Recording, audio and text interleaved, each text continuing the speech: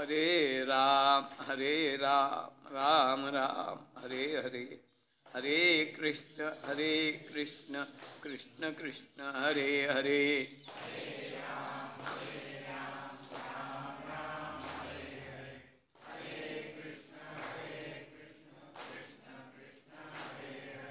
हरे राम राम राम हरे हरे हरे कृष्ण कृष्ण कृष्ण हरे हरे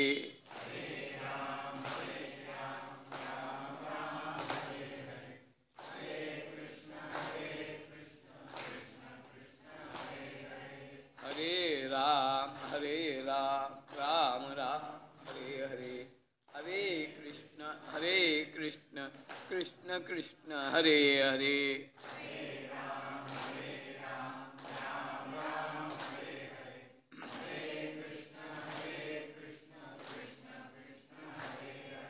हरे राम राम राम हरे हरे हरे कृष्ण कृष्ण कृष्ण हरे हरे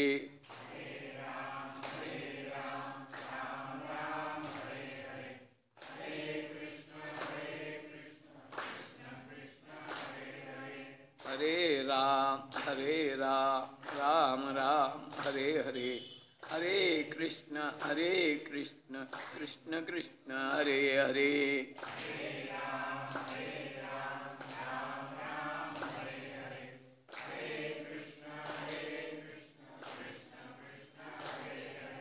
हरे राम राम राम हरे हरे हरे कृष्ण कृष्ण कृष्ण हरे हरे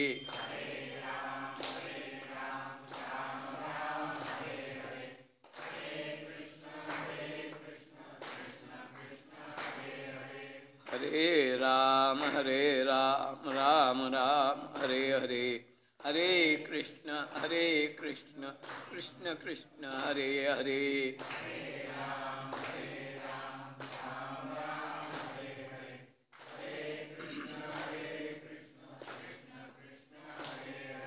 हरे राम राम राम हरे हरे हरे कृष्ण कृष्ण कृष्ण हरे हरे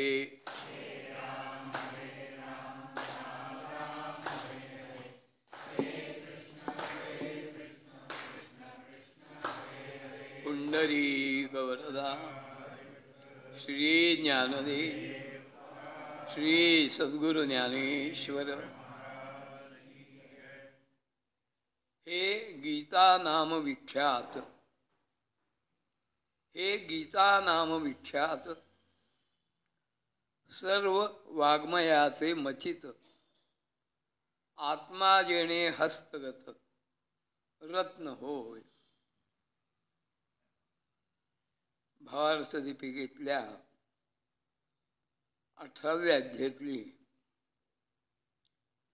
समारोप प्रसंगाच्या ज्या काही ओव्या आहेत या ग्रंथाच्या, त्यातली एक ओवी आहे. हे गीता नाम विख्यात सर्व वाङ्मयाचे मथित आत्मा जेणे हस्तगत रत्न होय. 9033 ओव्यातली एक ओवी आहे. ज्ञानेश्वर महाराजांच्या पेक्षा वयाने कितीतरी वडील असणारे असे नामदेवराय, त्या नामदेवरायांनी या ग्रंथाची समीक्षा करत असताना, या ग्रंथाचं आलोचन करत असताना त्यांनी एका ओळीत या सगळ्या ग्रंथाचं आणि सारच सांगितलं. त्यांच्या एका अभंगात, नामा म्हणे ग्रंथ श्रेष्ठ ज्ञानदेवी, एक तरी ओवी अनुभवावी. तर तार्किक माणसं असतात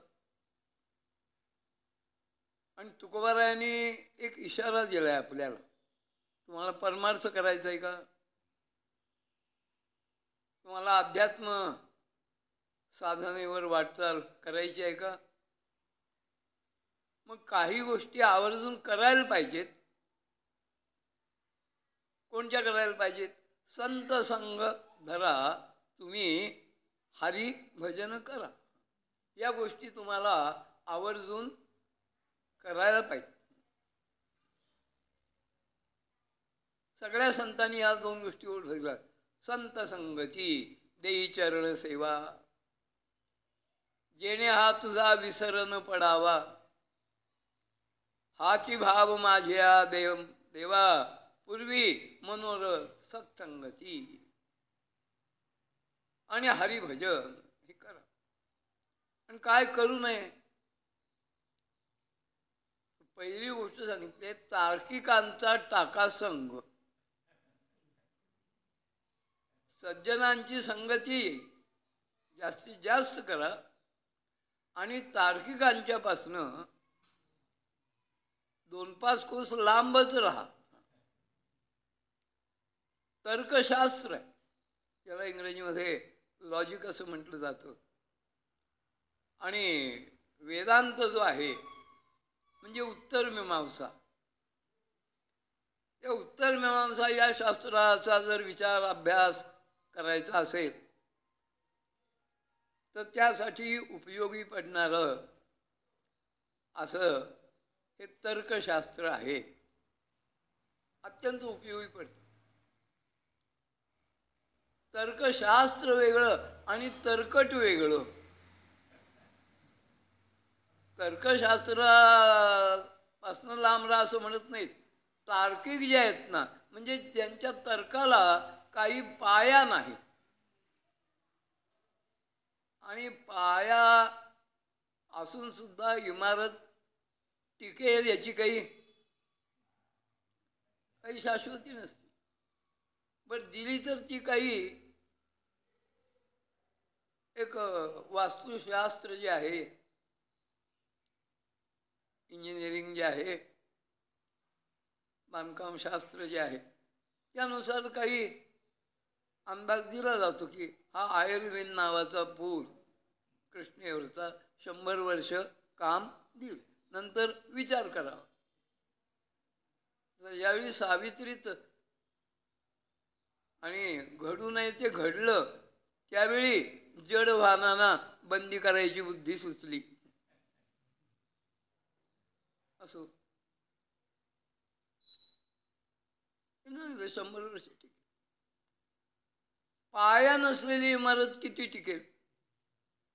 पाया असलेली इमारत जर शाश्वत टिकू शकत नाही तर पाया नाही अशी इमारत कशी टिकणार?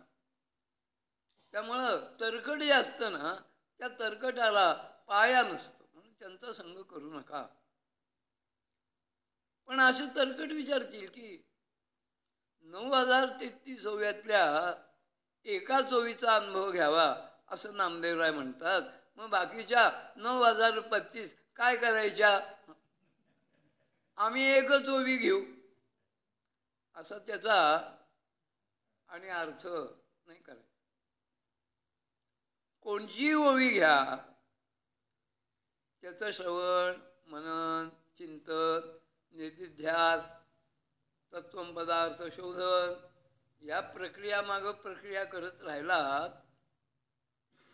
तर तुम्ही एकाच ठिकाणी याल. म्हणजे 9033 रस्त्यांनी जरी निघालात तरी सगळे ते 9033 रस्ते पूर्ण केलेत तरी याल ते एकाच ठिकाणी याल. हा त्यांचा भावार्थ आहे का? काय ते एक ठिकाण आहे की जिथे तुम्ही येऊन पोहोचा. तर ज्ञानेश्वर महाराजांच्या या ग्रंथाविषयी निश्चितपणे एकच आणि म्हणावं लागतं, सांगितलं जातं आणि आहे ते सांगितलं जातं. ज्या गीता ग्रंथावरचा हा भाष्य ग्रंथ आहे त्या गीतेतली मध्यवर्ती संकल्पना जर काही असेल, ज्याला इंग्रजीमध्ये सेंट्रल आयडिया असं म्हणतात, ती गीतेतली मध्यवर्ती कल्पना जी काही आहे ती तुमच्या आमच्या सर्वांच्या हृदयामध्ये असणारा ईश्वर सर्वभूतानां हृदयेषर्जुन तिष्ठती भ्रामयन् सर्वभूतानि यंत्रारूढानि माया. हा जो ईश्वर आहे कुणी, हरिपाठात त्यांनी सांगितलं सर्वाघटी राम देहादेही एक सूर्यप्रकाशक सहस्र. सर्वांच्या हृदयामध्ये आहे. सर्वांच्या म्हणजे काही मिनिटं सुद्धा ज्याचं आयुष्य आहे का नाही आपल्याला ठाऊक नाही, अशा त्या बारीक पांढऱ्या तिळापेक्षा कितीतरी बारीक अशा आणि सूक्ष्म जीवापासनं ते माणसापर्यंत सर्वांच्या ठिकाणी ईश्वर तत्व आहे. त्यालाच आत्माराम असं म्हणतात. त्याला अध्यात्मशास्त्रकारांनी वस्तू असं ही म्हणलेलं आहे. मग हे जे पुन्हा आम्हा सर्वांचं मूलभूत स्वरूप आहे की जे सच्चिदानंद घन आहे, त्या आपल्या सच्चिदानंद घन असणाऱ्या आत्मस्वरूपाची आपल्याला आत्मत्वे करून ओळख होईल. आत्मस्वरूप नाही असं नाही आहे, पण ओळख ज्याची नाही आहे ज्यांना, असे आपण बरेच आहोत. पुन्हा वाक्य उच्चारतो, आत्मस्वरूप आहेच नाही असं नाहीच, सर्वत्र आहे. सर्वत्र संपूर्ण गगन जायचे इतकं ते व्यापक आहे. पण ते आहे याचं भान तुम्हाला आम्हाला नाही. आणि संत होऊन गेले, त्यांना संत म्हणलं जाण्याचं कारण त्यांना या आत्मतत्वाची ओळख होती. नुसती ओळख होती नाही, व्यासांच्या शब्दात सांगायचं तर ज्ञातुम द्रष्टुंच तत्वेन, इथं थांबले नाहीत व्यास, प्रवेष्टुंच परंतप. भगवान म्हणतात अर्जुना तुला त्या आणि आत्मारामाचं ज्ञान होईल. नुसतं ज्ञानून थांबणार नाही, तुला त्याचं दर्शन म्हणजे अनुभूती. आणि नुसती अनुभूती नाही रे, प्रवेष्टुंच परंतप. हे परंतपा अर्जुना, परंतप हे अर्जुनाचं विशेषण आहे. शत्रूला नामहरण करण्यात पटाईत असणारा असा तू अर्जुन, शूर वीर धीर असा हे परंतपा अर्जुना, तू त्या स्वरूपात प्रवेश करशील. पण हे टप्पे आहेत, ज्ञातुम द्रष्टुम आणि प्रवेष्टुंच पर्यंत असं. आणि आत्मतत्व अनुभवाला येणं, आणि मग हा अनुभव जो आहे त्या अनुभवाच्या ठिकाणी सुद्धा पूर्णविराम नाही सांगितला. अनुभव हा मधला टप्पा आहे. आता आपण इथं वर आलो, 2 जिने चढून आलो, काही पायऱ्या चढल्या आणि मध्ये एक टप्पा लागला चौकोनी, तिथं आपण उभे राहिलो, तो वळवला आणि पुढच्या पायऱ्या चढून वर आलो. तसं आत्मानुभव मधला टप्पा आहे. मग त्याच्या पुढचा टप्पा काय आहे? विश्वामध्ये व्यापून असलेलं जे परब्रह्म आहे ते परब्रह्म आणि माझा हृदयस्थ आत्माराम या 2 गोष्टी नसून ब्रह्मात्मैक्य ज्ञान, पिंडी ते ब्रह्मांडी. खूप अवसर आहे आपल्याला, 7 दिवस आहेत. ज्ञानेश्वर महाराजांची गुरु परंपरा जर पाहिली तर ती नाथ परंपरा आहे. आदिनाथ गुरु सकळ सिद्धांत अशी आहे. आणि नाथ तत्वज्ञान जे आहे त्याच्याबद्दल खूप वादाचा विषय आहे. खूप मोठमोठ्या विद्वानांनी त्याच्यावर 500-600 पानाचे ग्रंथही लिहिलेत. सगळ्याचं सार एकच आहे. नाथ संप्रदायातला मूळ संकल्प हा आहे की पिंडी जे आपण अनुभवतोय, ब्रह्मांडी जे आहे त्या ब्रह्मांडी असणाऱ्या चैतन्याचा आणि पिंडी असणाऱ्या चैतन्याचा भेद नाही. ते दोन प्रकारची चैतन्य नाहीत. ते एकमेवाद्वितीय चैतन्य आहे. ब्रह्मात्मैक्य ज्ञान. मग गीता तुम्हाला आम्हाला साधनाच्या द्वारा 6 काष्ठा 6 परागती या भूमिकेपर्यंत आणून पोचवणारा असा श्रेष्ठ स्मृती ग्रंथ आहे. ज्ञानेश्वरी हा या ग्रंथावरचा भाष्य ग्रंथ आहे. पण एक आहे हा, गीतेत जे जे आहे ते ज्ञानेश्वरीत आहेच आहे. पण ज्ञानेश्वरी जे आहे ते सगळंच्या सगळं गीतेत आहे असं नाही. असा हा ग्रंथ. म्हणून म्हणले श्रेष्ठ नामा म्हणे ग्रंथ श्रेष्ठ ज्ञानदेवी एकतरी ओवी. अनुभवाचा अर्थ 9033 ओव्यातनं 700 श्लोकातनं 18 अध्यायातनं 700 श्लोक 18 अध्यायाचे लेख परी देवो बोलिले एक जे दुजे नाही. आणि ते एक काय तर ते ब्रह्मात्मैक्य ज्ञान. ते ब्रह्मात्मैक्य तत्व हेच सांग. म्हणून एकतरी ओवी अनुभवावी.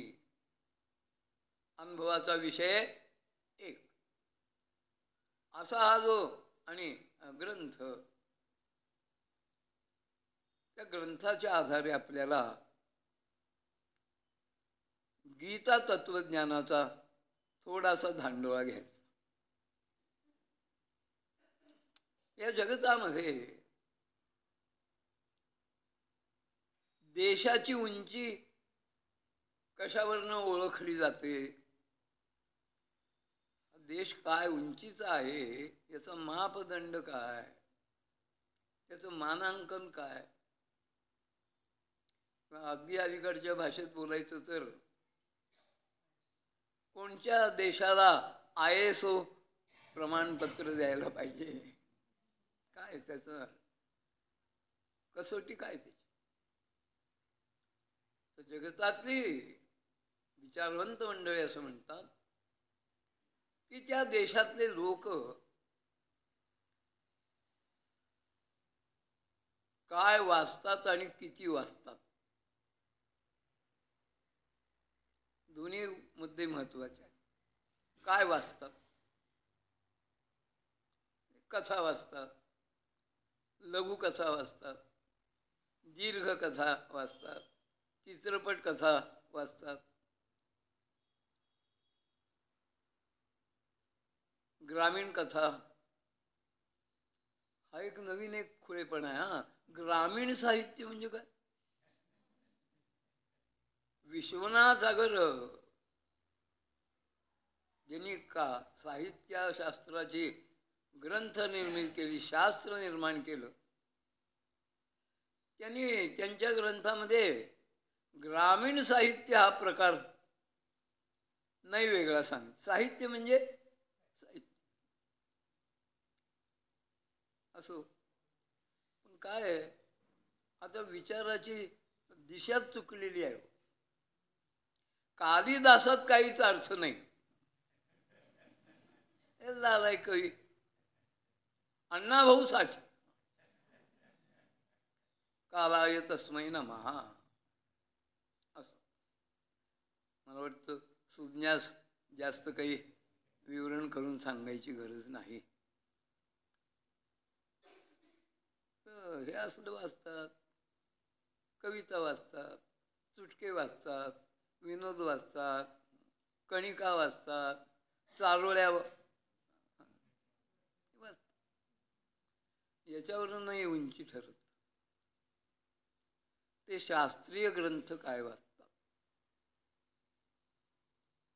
आणि शास्त्रीय ग्रंथ म्हणजे तरी भूगोलशास्त्र आहे, इतिहासशास्त्र आहे, फिजिक्स शास्त्र आहे, केमिस्ट्री शास्त्र आहे, अर्थशास्त्र आहे.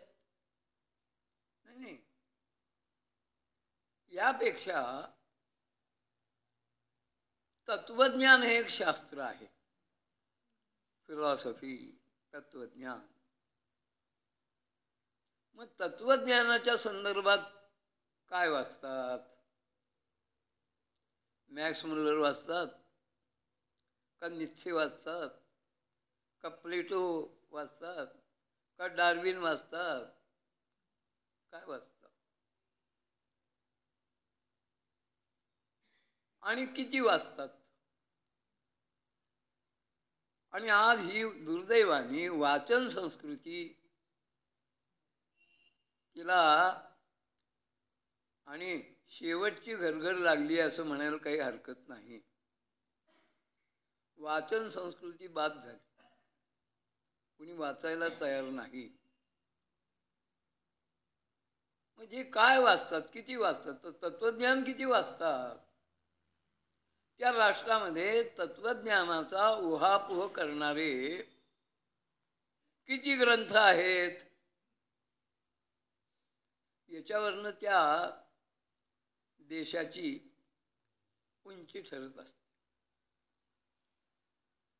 अमेरिका हा आर्थिकदृष्ट्या हायेस्ट आहे ना. सध्या बरी आहे का त्यांची परिस्थिती? असो, आपल्याला तुझाच कर्तव्य नाही त्याचं. पण तत्वज्ञान ह्या दृष्टीने विचार करताना अत्यंत दरिद्री राष्ट्र जर कोणतं असेल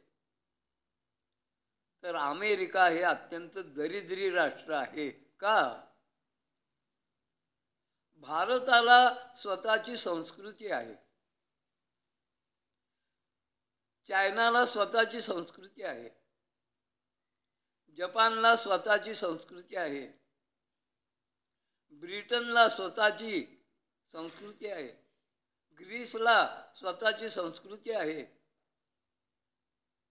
अमेरिका हा असा उठवल देश आहे की त्याला स्वतःची संस्कृती नाही. असा बिनसंस्कृती असलेला असा हा आर्थिकदृष्ट्या जगतावर आधिपत्य गाजवणारा असा देश आहे.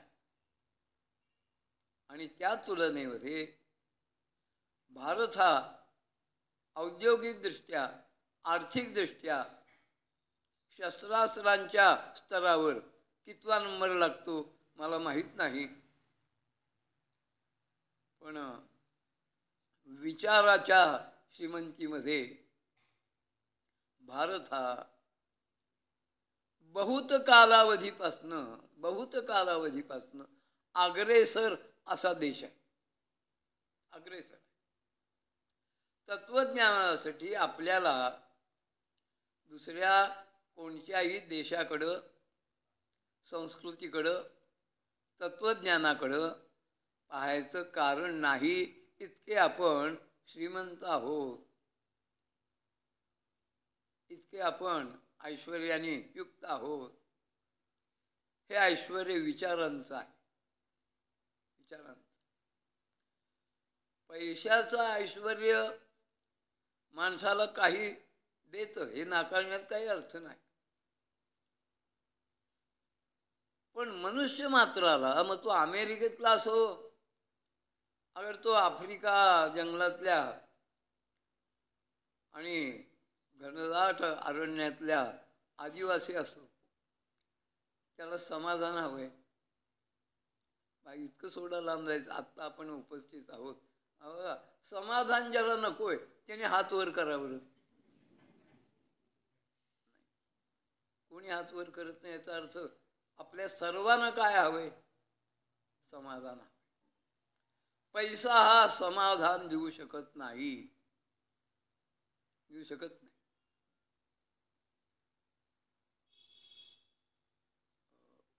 माफ करा मला जरा थोडं वैयक्तिक बोलतो. उदाहरण म्हणून बरेच माझे आणि स्नेह हयात आहेत प्रवचन कीर्तन करणारे. त्यांचं दरपत्रक आहे. म्हणजे 2 प्रवचन आयोजित केली तर 3रं प्रवचन फ्री आहेच असणार.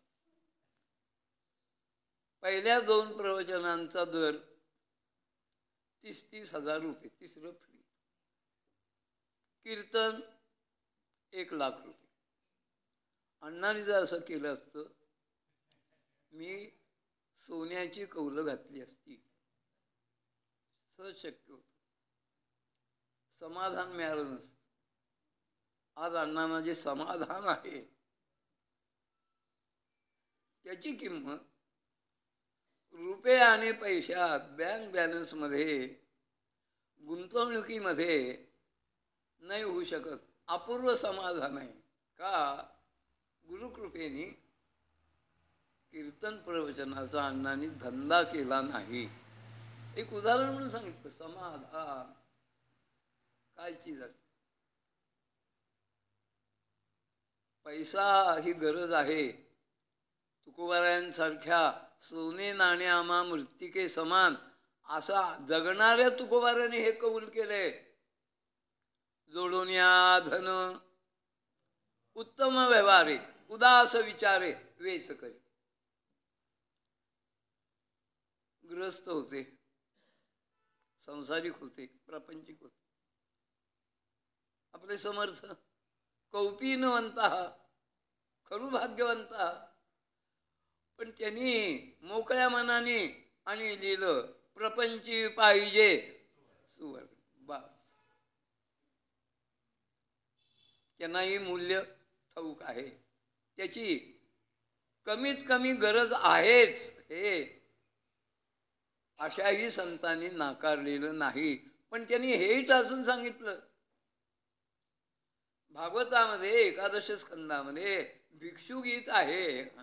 एकेकाळचा केवढा धनाढ्य मालव प्रांतातला, अवंती नगरीतला केवढा सावकार.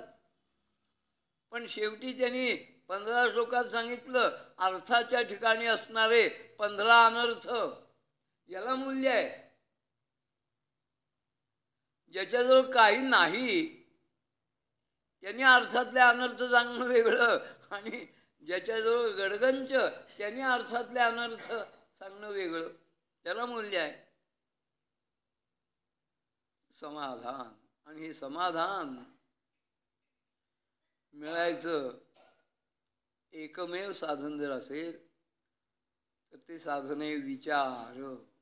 विचार. तुकोबारांनी तर एका अभंगाच्या पूर्वचरणातनं सिद्धांतच मंडित केला. विचारा वाचोनी न पविजे समाधान. समाधान हवंय, विचाराशिवाय समाधान मिळणार नाही. म्हणून आम्ही विचार करतोच की सकाळी उठल्यापासनं झोपेपर्यंत आम्ही विचारच करतो. आज कोशिंबीर कशाची करायची विचार आहे का नाही? भाजी काय करायची विचार आहे. पाहुणा आलाय त्याची सरबराई कशी करायची विचार आहे. या विचाराचा उपयोग नाही. विचार म्हणला की मूळ धातू आहे, विच धातू आहे संस्कृत मध्ये. आणि विच धातूचा अर्थ आहे वेगळी करणे, निवड करणे. निवड करणे.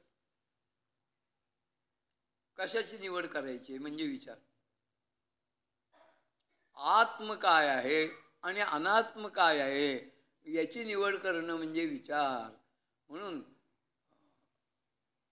परमार्थाचा अधिकारी सांगत असताना जी काही लक्षणं सांगितली त्यात आत्मानात्म विचार हे एक ठळक लक्षण सांगितले. आत्मानात्म विचार. आणि ह्या विचाराशिवाय समाधान नाही.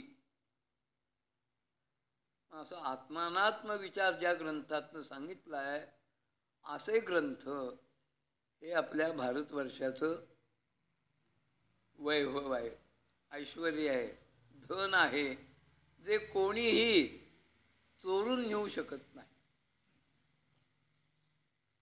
तरी जर्मनीने ग्रंथ रूपाने चोरून नेलं, आज सांगायला लाज वाटते मला. जुन्यातल्या जुन्या आउट ऑफ प्रिंट आहेत, आज ते मिळत नाहीत. असे संस्कृत मधले अनेक ग्रंथ, संदर्भ ग्रंथ हे जर हवे असतील तर जर्मनीत जावं लागतं. जर्मनीत जावं लागतं, भारतात मिळत नाहीत. त्यांनी नाही, नुसते नेले नाहीत, त्यांनी जतन केली. जतन केलेत नाही, अभ्यास केला. आणि त्यामुळं काय झालं, नाव घेऊन सांगतो, मला आता हयात नाही त्यामुळे नाव घ्यायला काही हरकत नाही. स्वाध्यायासारख्या संस्था स्थापन करून तद्वारा यांनी खूप समाज सुधारला. विशेषतः मच्छीमारी करणारा कोळी समाज या पांडुरंग शास्त्रींनी सुधारला, सन्मार्गाला लावला. त्यांच्याशी माझा एकदा 2-4दा संवाद झाला पंढरपुरात आलेले असताना. म्हटलं, दादा तुमचे सगळे विचार उत्तमच आहेत का, ते आपल्या भारतीय तत्त्वज्ञानात अनुसर आहे, पण एक सांगू का? ते म्हणजे अण्णासाहेब सांगा काय. पाश्चात्य मानतात म्हणून आमचं तत्वज्ञान श्रेष्ठ आहे, हा तुमचा जो व्ह्यू आहे ना, तो नाही पटत. म्हणजे त्यांनी मानलं तर आम्ही मानणार, त्यांनी नाही मानलं आम्ही नाही मानणार, हे चुकीचा अँगल आहे. आमचं तत्वज्ञानच इतकं श्रेष्ठ आहे की ते कोणी असो, तो दाक्षिणात्य असो, तो पाश्चिमात्य असो, तो पर्वात्य असो, अगर तो उत्तरेकडचा अंटार्क्टिकवरचा असो, मानलंच पाहिजे, असं श्रेष्ठ आहे. दादांनी कबूल केलं की अण्णा तुम्ही म्हणता हे अगदी मला मान्य आहे, पण आजची लोकसंस्कृती अशी आहे, तिकडनं आलंय ना इम्पोर्टेड. मग फाजील बोलणारा माणूस आहे, माझा दोष येतो.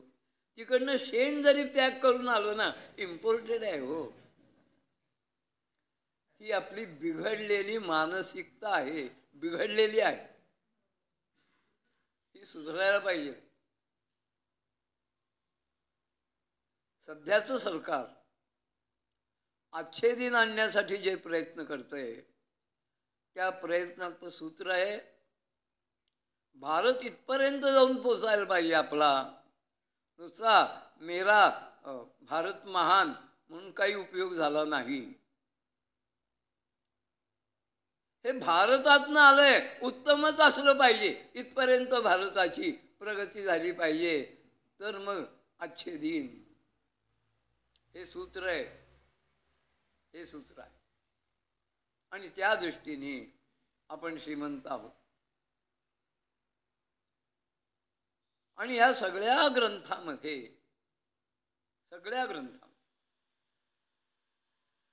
अतिशय श्रेष्ठ असणारा असा ग्रंथ जर कोणता असेल, जगतातल्या विचारवंतांना जर परीक्षा बोर्डावर नेमलं तर सर्वांना एकमुखाने एक विचाराने तात्काळ झटपट हाच निर्णय घ्यायची पाळी येईल की हे गीता नाम विख्यात. जगताच्या पाठीवर तत्वज्ञानाचा विचार करणारे जे ग्रंथ आहेत, त्या सर्व ग्रंथामध्ये गीतेसारखा, म्हणजे गीतेहून तर नाहीच नाही, पण गीतेसारखाही दुसरा समतोल ग्रंथ नाही. म्हणून हे गीता नाम विख्यात. तर तत्वज्ञानाचा विषय आला. तत्वज्ञानात सगळ्या तत्वज्ञानांचं मत एक आहे असं नाही, एक आहे असं नाही. बाकीचे सोडा, आपल्या भारतवर्षापुरता विचार केला, कुणी द्वैती आहेत, कुणी प्रच्छन्न द्वैती आहेत, कुणी द्वैताद्वैती आहेत, कुणी अद्वैती आहेत, कुणी केवलाद्वैती आहेत, कुणी विशिष्टाद्वैती आहेत, कुणी मधुराद्वैत आहे. म्हणजे एक अद्वैत सिद्धांताचा विचार केला तर त्यात इतक्या छटा आहेत. श्रावण महिना आहे, धरणी माता हिरवाईने नटली आहे की नाही? सगळीकडचा हिरवा रंग, हिरवटपणा नाही म्हणत मी, वेगळा अर्थ आहे, ते हिरवट आहे. तो ही जी हिरवाई आहे ना, त्या हिरवाईच्या छटा किती येतो. थोडा आपल्या घराभोवती जे काही उगवलंय त्या सगळ्या पानांचा, सगळ्या गवताचा, सगळ्या झाडांच्या पानांचा रंग एक आहे का? जास्वंदीच्या झाडाचं पान जे आहे त्याचा हिरवेपणा वेगळा आहे. पारिजातकाचं जे झाड आहे त्याचा हिरवेपणा वेगळा आहे. चाफ्याचं झाड आहे त्याचा हिरवेपणा वेगळा आहे. म्हणजे हिरवा रंग म्हणला तर किती छटा आहेत. तसं एक अद्वैत तत्वज्ञान म्हणलं तर इतके भेद आहे. बाकीचे जे विचारवंत आहेत त्यांनी तत्वाचा विचार करत असताना त्या तत्वज्ञानात कितीतरी काय आहे, भिन्नता आहे, वेगवेगळेपणा आहे. एक मुद्दा असा उपस्थित होतो, मग आमचंच भारतीय तत्वज्ञान श्रेष्ठ का? मला एक गमतीची गोष्ट सांगतो म्हणजे कळेल आपलं तत्वज्ञान का श्रेष्ठ. वर्ग होता मराठी पहिलीचा, 40-42 विद्यार्थी होते. पंतोजी होते शिकवायला. त्यांनी मुलांना मराठीत पहिलीतली मुलं सोपं गणित, हातचा सुद्धा नको, 1 रुपयाला 8 आंबे आणले, प्रत्येक मुलाला 1, या प्रमाणात 5 जणांना आंबे वाटले. किती शिल्लक राहिले? द्या उत्तर पाठीवर. झालं का? झालं. पंतोजी पाठ पाहत नाही. पण ते पंतोजी असे दुर्भाग्य होते की त्यांच्या वाट्याला जो वर्ग आला होता ना, ती सगळी पोरं 4थ्या वर्गातली होती. आत्ताच म्हणलं मराठी पहिलीतली होती, आता काय सांगू 4थ्या वर्गातली म्हणजे बुद्धीच्या दृष्टीने ट ठ ड आणि अशी होती. आणि पंतोजींनी कपाळाला हात लावला. हो, काय झालं होतं?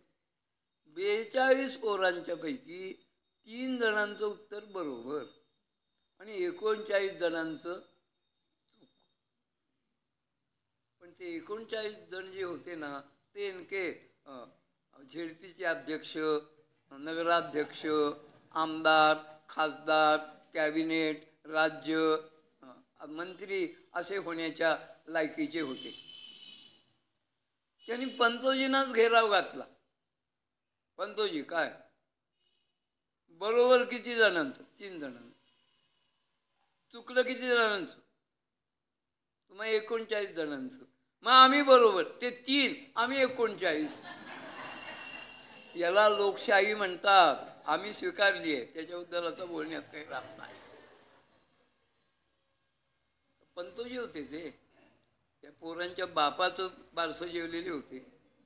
ते म्हणले बरोबर, तुम्ही 39 ते 3, त्या तिघांचं उत्तर 1 आहे आणि तुमच्या 39 जणांची उत्तर 40 आहेत, म्हणून ते बरोबर आणि तुम्ही चूक. तसं आपलं अद्वैत तत्वज्ञान, विशेषतः भगवत पूज्यपाठ श्रीमद आद्य शंकराचार्यांनी अद्वैत तत्वज्ञानाची पताका खांद्यावर मिरवली की जी पताका आमच्या सगळ्या संतांनी आपल्या खांद्यावर घेतली. त्या श्रीमद आद्य शंकराचार्यांनी सुद्धा व्यासानी मंडित केलेल्या आत्मज्ञानाची पताका आपल्या खांद्यावर घेतली. व्यासांचं योगदान जर काही असेल, परवा व्यास पौर्णिमा झाली, गुरुपौर्णिमा झाली, काय व्यासांचं योगदान आहे, व्यासांची कॉन्ट्रीब्युशन काय. 4 वेद, 4 वेदातला अंतिम भाग उपनिषद, त्याच्यामध्ये विचार करता करता करता अपरिपक्व विचारांची येणारी जी भिन्नता आहे, ती भिन्नता काढून एक वाक्यता कशी आहे. मग तो ऋग्वेद असो, तो यजुर्वेद असो, तो अथर्ववेद असो, अगर तो सामवेद असो, प्रत्येक वेदाचा आणि अंतिम भाग जो आहे, ज्याला उपनिषद ग्रंथ असं म्हणतात, त्या उपनिषदातलं तत्वज्ञान हे वेगवेगळं नसून ते काय आहे, एकच आहे. त्याची सिद्धी व्यासानी केली. हे व्यासांचं महाभारत, महाभागवत, 18 पुराण, त्याच्यापेक्षा सर्वात व्यासांचं मोठं कार्य जर असेल तर उपनिषद ग्रंथांची एक वाक्यता, आणि ती सिद्धी करण्यासाठी त्यांनी तत्वज्ञानाचा प्रधान ग्रंथ समजला जातो प्रस्थानत्रयीतला ब्रह्मसूत्र. त्या ब्रह्मसूत्र या ग्रंथाची निर्मिती तत्वज्ञान एक कसं आहे हे सिद्ध करण्यासाठी या ग्रंथाची योजना.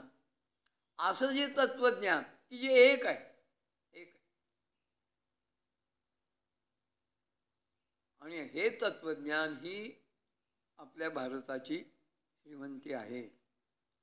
आणि असं तत्वज्ञान समजून सांगण्यामध्ये जे आकारादी ग्रंथ आहेत, प्रकरणादी ग्रंथ आहेत, भाष्य ग्रंथ आहेत, विवरण ग्रंथ आहेत, टीका ग्रंथ आहेत, समीक्षा स्वरूपाचे ग्रंथ आहेत, आकारादी ग्रंथ आहेत, शास्त्रीय ग्रंथ आहेत, पुराण ग्रंथ आहेत, संत ग्रंथ आहेत, स्मृती ग्रंथ आहेत, श्रुती ग्रंथ आहेत, या सगळ्यामध्ये गीता हा ख्यातनाम ग्रंथ. हे गीता नाम विख्यात. आकाशामध्ये अनेक तारे असतात, अनेक नक्षत्र असतात, त्यांचाही प्रकाश निश्चितच आपल्यापर्यंत येऊन पडत असणारच ना, निश्चित. किती किती प्रकाश वर्ष लागत असतील तो यायला आपल्याला अंदाज नाही. माझ्यासारख्या तर फडतूस माणसाला काहीच तो अंदाज बांधता येणार नाही. पण आम्हा सर्वांचा हा ठाम अनुभव आहे ना की तुम्हाला आम्हाला उपयोगी पडणारा प्रकाश जो आहे हा कुणाचा आहे, सूर्याचा. आज कुठेतरी वाचलं की कशाच्या तरी नवीन आणि शास्त्रीय माध्यमातनं शुक्रावर जाणार आहेत. जाऊ द्या, ज्यांना जायचे. मंगळावर, चंद्रावर, बुधावर. माझी एक पांडुरंगचरणी प्रार्थना आहे हो, की या सगळ्या बड्या बड्या शास्त्रज्ञांना, खगोलशास्त्रज्ञांना कृपया सूर्यावर जायची बुद्धी होऊ नये, एवढीच माझी प्रार्थना आहे. आणि जर गेले तर काय होईल, यद्गत्वा न निवर्तन्ते तद्धामं परमं. परत येणार नाही. तुमची आमची सर्वांची अटळ अशी भावना आहे की प्रकाशक हा सहस्त्ररश्मी भगवान सूर्यनारायण आहे. बाकी थोडे आहेत का? या सूर्यापेक्षा आपल्या डोळ्याला न दिसणारे कितीतरी तारका गोल आहेत ना, पण आपण पाहू शकतो सूर्य. तसंच अद्वैत तत्वज्ञानाचं प्रतिपादन करणारे अनेकानेक ग्रंथ आहेत. पण जसं आकाशामध्ये जसा सूर्य, तसं या सगळ्या ग्रंथ संपदेमध्ये श्रीमद भगवद्गीता हे गीता नाम विख्यात.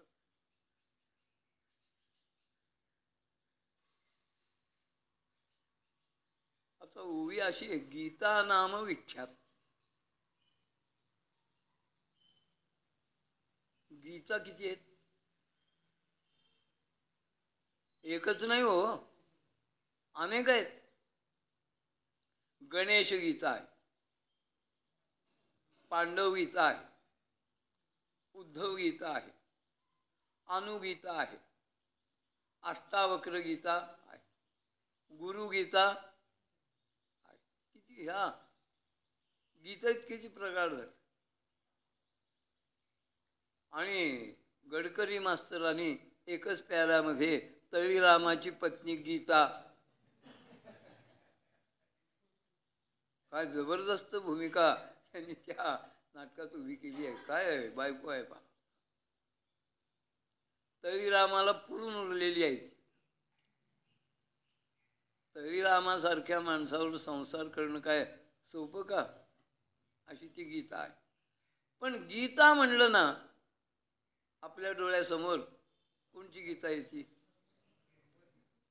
एकच. पांडव गीता येत नाही, गणेश गीता येत नाही, उद्धव गीता येत नाही. गीता म्हणलं की श्रीमद भगवत गीता. भडंग म्हणलं की हा, गाकरवडी म्हणलं की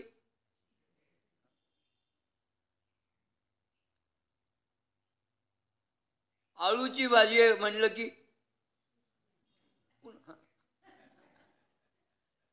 तसं गीता म्हणलं की श्रीमद भगवत गीता असा हा आणि तळपता ग्रंथांच्या आकाशातला हा तळपता सूर्य आहे.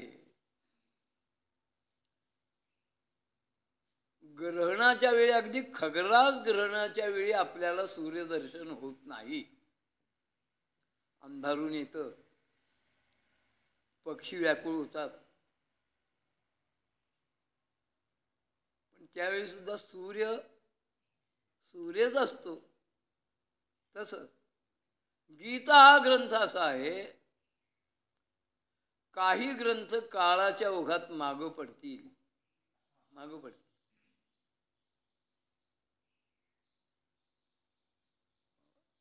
माझ्या बोलण्याचा आपण विपर्यास करणार नाही याची मला खात्री आहे. पण एक सांगतो, एक काळ फार लांबचा नाही, ह्या शतकातलाच होऊन गेलेला एक विशिष्ट कालखंड असा होता की विचारवंत लोकांच्यावर, विचार करत नाही त्यांचं कारणच नाही विचार करण्याचं, विचारवंत जे होते ना, त्यातल्या बऱ्याच विचारवंतांच्यावर नवीन प्रकारे तत्वज्ञान सांगणारे एक विचारवंत आणि होऊन गेले. काय त्यांचं नाव?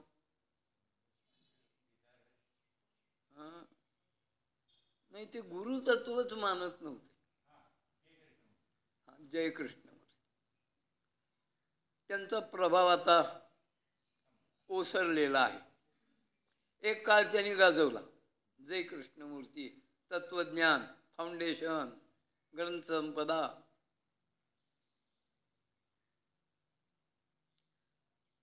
गुरुतत्व न मानणारे जे कृष्णमूर्ती यांना हे अभिप्रेत होतं की आपण सांगतो ते तत्वज्ञान लोकांनी शिरोधार्य करावं. ही ज्यांची भावना, ह्यालाच गुरुतत्व म्हणतात. लक्षात आलं का? गुरुतत्व म्हणजे एक देह नव्हे, एक कोणीतरी नावाचा हाडामासाचा माणूस म्हणजे गुरुतत्व नव्हे. एक आणिक सांगू का आपल्याला? काय संतत्व कळायला सुद्धा योग्यता लागते. ब्रह्मचैतन्य गोंदवलेकर महाराज हे बंदा रुपया 100% संत होते, त्याच्याबद्दल वादाचा प्रश्नच नाही. पण त्यांचे आम्ही फॉलोअर्स आहोत असे म्हणणारे जे आहेत ना, त्यांना महाराज कळले नाहीत हे मला दुर्दैवाने सांगावं लागतं. का? ते महाराजांच्या फोटोसमोर बसून म्हणतात या ब्रह्मचैतन्यासारखा नाही पाहिला. मग शंकराचार्य, ज्ञानेश्वर महाराज, तुकोबाराय यांचं काय करायचं? त्यांना ब्रह्मचैतन्यांच्यातलं साधुत्व कळत नाही. त्यांना ब्रह्मचैतन्य हे त्यांच्या गुरूंनी दिलेलं नाव आणि त्यांचा आकार एवढंच कळतं. याच्या पलीकडे त्यांना त्यातलं गुरुतत्व किती कळतं हा संशोधनाचा विषय. गुरुतत्व आहे. कोणीतरी कुणाचा तरी एक देह म्हणजे गुरुतत्व नव्हे. ते तत्व आहे आणि ते एक तत्व आहे. इथून तिथून गुरुतत्व हे काय आहे? एक आहे. तुमच्या श्रीगुरूंच्यात काही अर्थ नाही. आमचे श्रीगुरु श्रेष्ठ, मग फोडा डोके एकमेकाची. गुरुतत्व आहे, एक आहे. जसं ब्रह्मतत्व एक तसं गुरुतत्व एक. त्यामुळं या चैतन्यासारखा नाही पाहिला असलं म्हणण्यात काही विशेष अर्थ नाही. अनेक आहेत, अनेक आहेत. भारताची श्रीमंती आहे ती. हे अनेक महात्मे जे होऊन गेले हे आपलं वैभव आहे. ही संत मंडळी जी होऊन गेली की ज्यामुळे आपण आहोत. पाप मला किती पटतं का? आपल्या भारत देशामध्ये किती राज्य आहेत? 51, 32 राज्य. मग काय का असे ना, या 32 राज्यातली शांतता, सुरक्षितता, स्वास्थ्य, समाधान यांची एकमेकाशी तुलना केली तर त्यात महाराष्ट्र हा अग्रेसर आहे. तुम्हाला मान्यच करायला पाहिजे. भारत महाराष्ट्रापेक्षा कितीतरी बिघडलेली परिस्थिती ही बिहारसारख्या अनंत आपल्या घटक राज्यात आहे. आणि हे जे महाराष्ट्राचं वैभव आहे त्याचं सगळं श्रेय महाराष्ट्रात होऊन गेलेल्या संत मानलेला आहे. ते ज्ञानोबारायांना आहे, ते समर्थांना आहे, ते चोखामेळ्याला आहे, ते सेना महाराजांना आहे, ते सावता माळ्याला आहे, ते जनाबाईंना आहे. नवे नवे ते सजन कसायाला आहे. या संतांना ते श्रेय आहे. आज आम्ही थोडं फार परमार्थ मार्गावर चाचपडतो याचं सगळं श्रेय या संत मंडळी. तसं तत्वज्ञानाच्या प्रांतामध्ये गीताची गीता त्याला तोड नाही. आणि अशी ही जगी गीता जी आहे, ज्ञानोबा या ओळीतनं सांगताय, हे गीता नाम विख्यात सर्व वाङ्मयाचे मथित आत्मा जेणे हस्तगत रत्न होय. क्रमाक्रमाने आपण ज्ञानोबा जितका बुद्धीत प्रकाश पाडतील तितका आपण त्यांच्या कृपेने या त्यांच्याच एका ओळीचा विचार करू. पुंडरीक वरदा श्री ज्ञानदेव सद्गुरु ज्ञानेश्वर.